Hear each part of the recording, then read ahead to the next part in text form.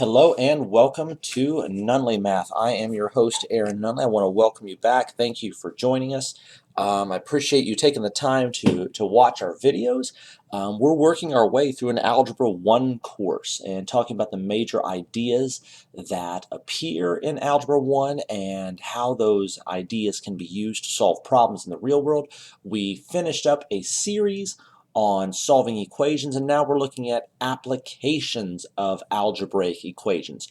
Our last video focused on direct translations of algebraic or mathematical statements, where we're taking English expressions and changing them over to algebraic expressions and sentences. If you haven't already viewed that, I would encourage you to take the time to look that over, because it's going to be very, very helpful for what we're going to talk about today, which is solving what I would consider to be a more traditional textbook type algebra problem. We're going to work our way gradually through the different types of problems you're likely to see in Algebra 1, and we're going to go from the simplest and most common to the more and more challenging. So as you're watching this, there may be some principles you can pick up on that might be helpful, even if the problems themselves may not seem overly difficult to you at first. Mainly, I'm going to be focusing on a method, and the method is designed to help us read math better. A lot of times as algebra teachers, we talk about solving equations, and then we give some practice problems on solving equations, and then we throw a few word problems in for fun. Or maybe we'll do an exploration where students develop their own equations. What we don't do a great job of is helping students understand that when you're reading content for mathematical meaning, it's a little bit different than just purely reading for pleasure or reading other informational text. So what I have here in front of us is just a very typical traditional algebra problem. It says Vishwa works for a local software firm. He earns $5 more per hour than Pierce and Haley combined. Vishwa earns $30 per hour and Haley earns $11 per hour. How much does Pierce earn? Now, as I read that, I just read through the entire thing like you normally would doing a math problem. But what I would like to encourage you to do is to go back and read it a second time, but looking specifically for 4 types of sentences. I'm going to outline those for you real quick. The first type is useless information. Most of the time, if you're doing a textbook style math problem, there's going to be some kind of useless information in the problem. That is typically things that create a story for you or try and set a scene, trying to take that problem and place it into the real world. The second thing you're going to find is a set of useful information. Useful information typically would include mathematical facts, statements of numbers, speeds, dollars, times, that sort of information. So you want to read specifically looking for those things. Third, you're going to want to find a relationship sentence. Now, most problems early on in math, I should say in Algebra 1, will include a sentence that tells you explicitly what you need to do. We'll talk about more challenging problems later on, but most early problems are going to have some kind of relationship where 2 or more pieces of information are compared to one another. Now, that goes beyond simple information, which states a fact. Relationship is a comparison between facts. And lastly, you're going to be looking for a question or a problem. So let's go back to our example about Vishwa, Haley, and Pierce. And let's read through this again. Vishwa works for a local software firm. As you look at that, what kind of information or what kind of a sentence do you think this is? Information, useless information, a relationship, or a question or a problem? I would call this useless information. Certainly it's interesting if you're Vishwa, it certainly creates a context for the story, but mathematically speaking, there's no useful information in that sentence. Let's read the second one.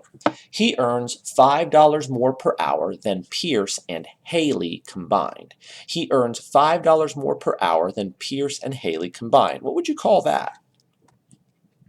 A lot of people tell me that is information because they see the $5, but I would say this goes beyond information and forms a relationship because you're not just told about the $5, you're told how that money compares to Pierce and Haley's earnings. Vishwa earns $30 per hour and Haley earns $11 per hour. What would you call that?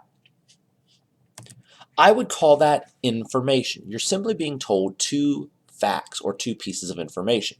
Some people get confused and refer to that as a relationship because they see two things. Just keep in mind those two things are merely mentioned. They're not compared to one another.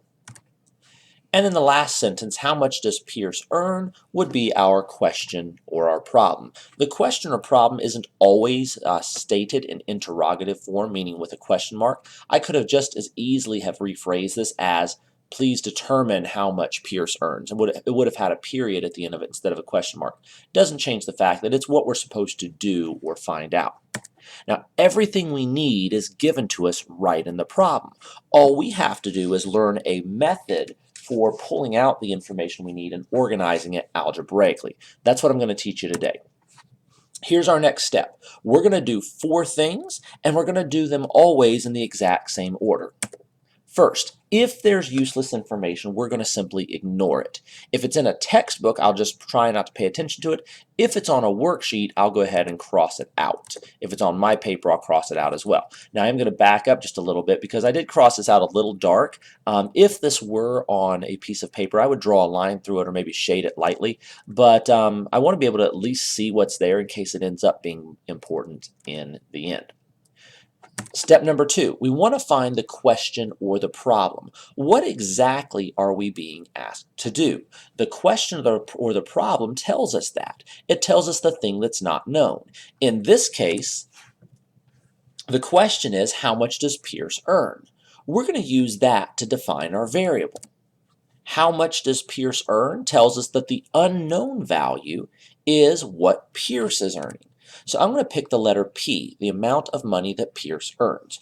2 things I want you to notice. I picked P because P reminds me of Pierce. You could have just as easily have picked any letter or variable. A lot of people choose to use X all the time. Some people might use M for money. Some people use N for number. It really doesn't matter what letter you use. The important thing is you need to have some symbolic representation that this is an unknown value.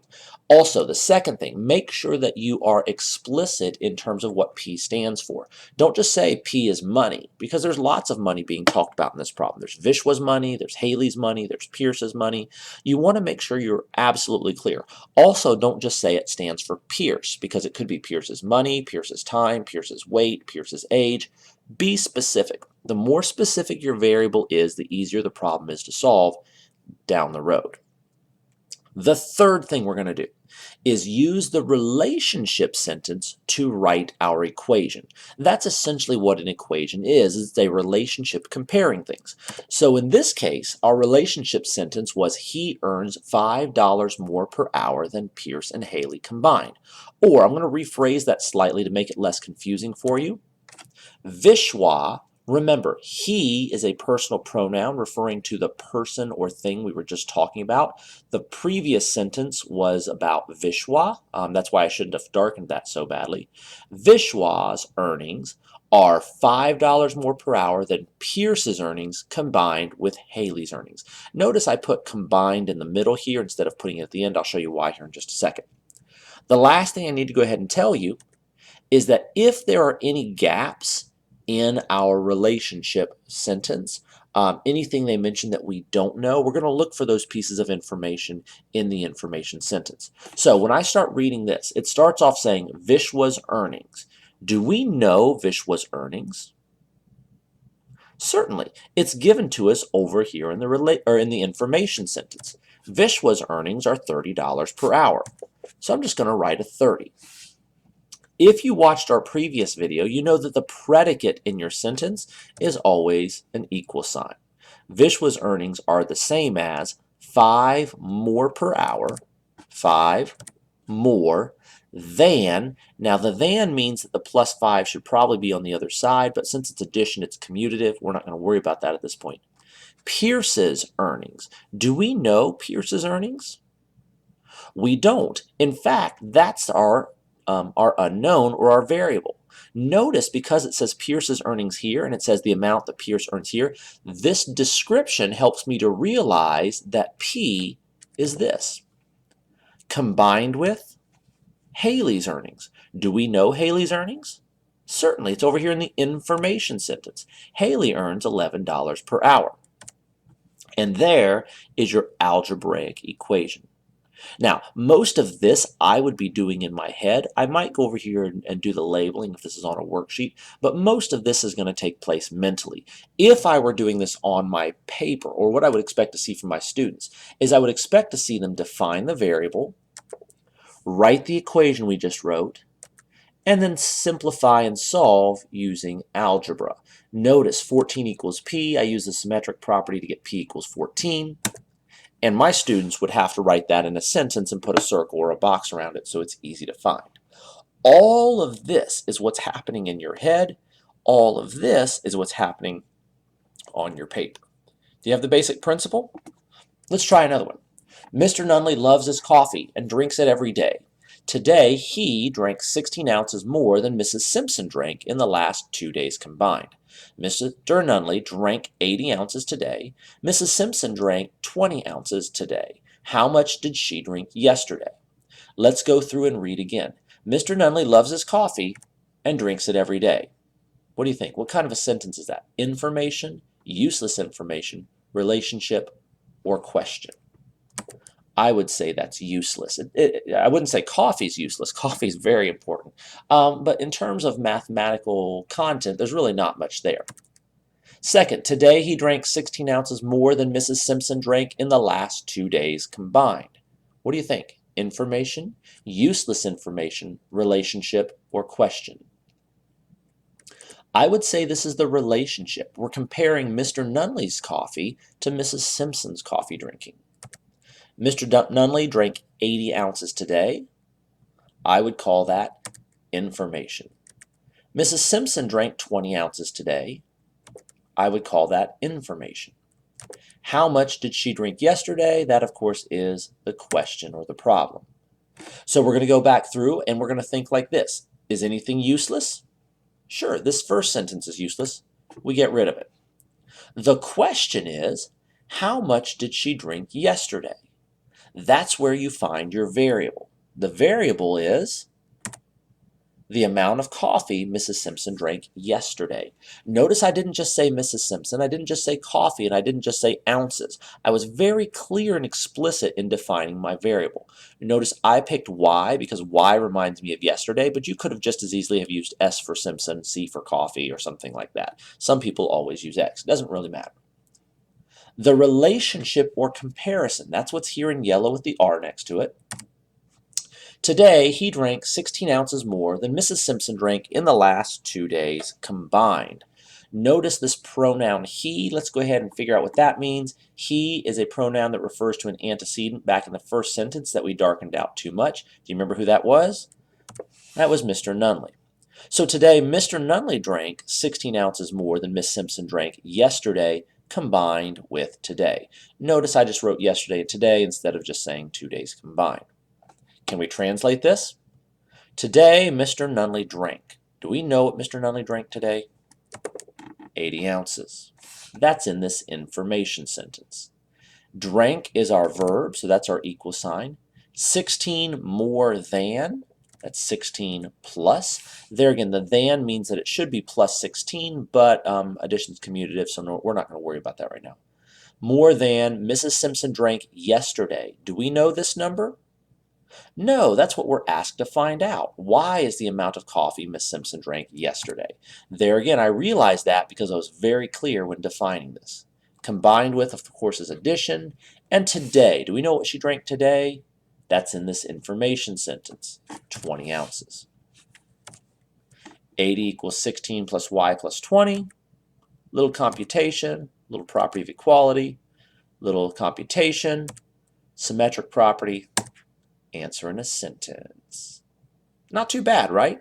Here again, if it's a pretty straightforward problem like this process will get you through most of the simplest kinds of problems. There are more challenging problems, and we'll talk about those in later videos, but for now, I think if we can get this mastered, we're in pretty good shape. Here's one. Jack and Jill are twins who run a business together. When Jill sells 2 more buckets, she will have sold 3 times as many buckets as Jack sold. Jill has sold 19 buckets. How many has Jack sold? Let's walk through this again. Jack and Jill are twins who run a business together. That's absolutely useless. No one cares. When Jill sells 2 more buckets, she will have sold 3 times as many buckets as Jack sold. Relationship. Jill has sold 19 buckets. Information. How many has Jack sold? That's the question. We're going to get rid of any useless information. The question is, how many has Jack sold? So we're going to define that as J, number of buckets Jack sold.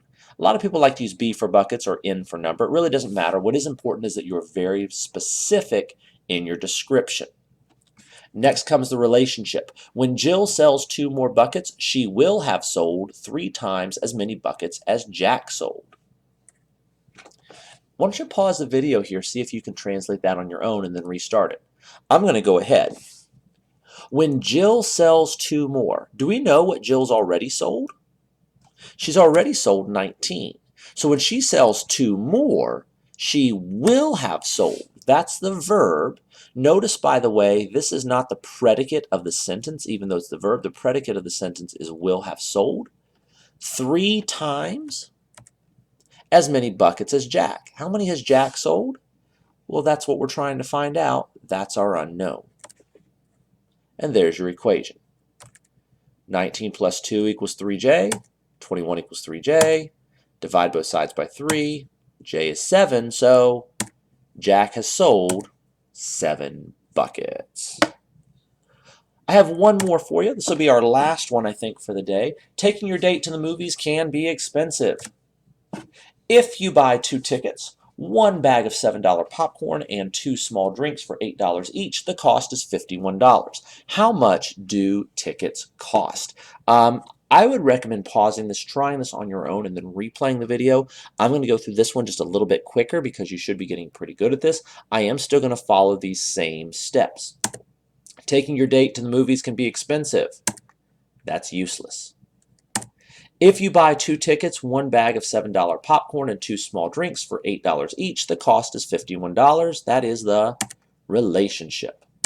How much do the tickets cost? That is our question or our problem. Notice there's no information sentence here. That happens occasionally. Sometimes there's enough information in the relationship that you can find it. Sometimes the information is hidden in the question as well. Sometimes they use something I refer to as assumed information or an assumed relationship where they assume you already know something about the problem. We talk about that in the next video.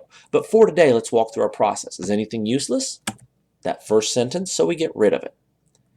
The second, or the question says, how much do tickets cost? So I use T for the cost of a ticket. Notice I used capital T because my lowercase t's look like plus signs. T's are very dangerous for me that way.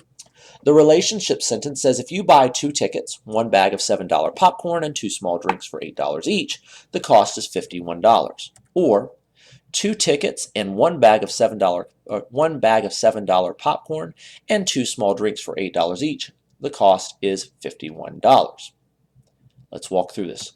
2 tickets, that's 2 times the price of a ticket, and 1 bag of $7 popcorn, and 2 small drinks that are $8 each. 2 at $8 each, that's $16. The cost is $51. Here again, if you write this out a little neater, do a little computation, property of equality, simplify, divide both sides by 2. Each ticket costs $14. There again, I think this is a fairly unique approach to solving these problems. It is limited to problems that can be solved literally, but you're going to find that a lot of these techniques can be used even with problems that have assumed relationships like we're going to talk about in the future. For now, thank you very much for watching. I hope what you heard was useful to you. If it was, please make sure to leave some comments in the comment section. Let me know that it was valuable to you. If not, you can leave me some suggestions as to how to improve. Make sure to like and subscribe and turn on your notifications so you can see when we upload our next lesson. As I mentioned, our goal is to get an entire Algebra 1 course on here, and so far we're coming along pretty well. So we hope to get that done before the end of the year. So if you want to learn algebra along with us, that's a great way to keep up. Last thing, Here's a quote from Eric Thompson. It says, when you want to succeed as much as you want to breathe, then you will be successful. There's a lot of distractions and other things that can get in the way of us trying to achieve our goals. When you've narrowed down your goal to one thing that's most important and you direct all your attention there, you're sure to be successful. So best of luck to you. Thanks for watching. Hope to have you back with us again. Have a great day. Thanks a lot. Bye-bye.